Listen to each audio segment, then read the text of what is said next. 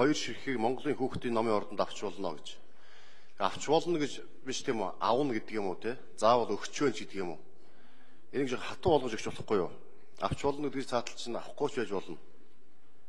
Гэдэг санаа явуулж Монгол улсын одоо 300 гаруй номын сан, сум болгоны, сургууль болгоны номын санд хүүхдийн ном заавал авчаа гэж хэлэхгүй. Ганц Монгол улстай ганцхан хүүхдийн ордны номын санд л тэр хүүхдэд зориулсан бүтээлээс нь хоёрхан ширхгийг л заавал өгдөг байвал яасан.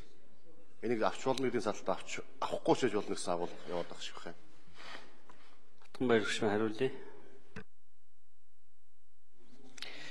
Тий, энэ болно гэд орцсон ийм учиртай юм аа. Ер нь бол заавал авна гэд заачглаар бас оюуны өмчийг өмч рүү халдж байгаа юм шиг хэлбэр болчиход байна гэж ажлын хэсгийн гисүүдээс бас шүүмжил гарсан. Тийм учраас Төв номын сандаа бол хоёр ширхгийг авна. Зохиогч нь хүсэлт гаргавал хэвлэлтийн өртгөөр нь худалдаж авна гэсэн заалт оруулсан юм.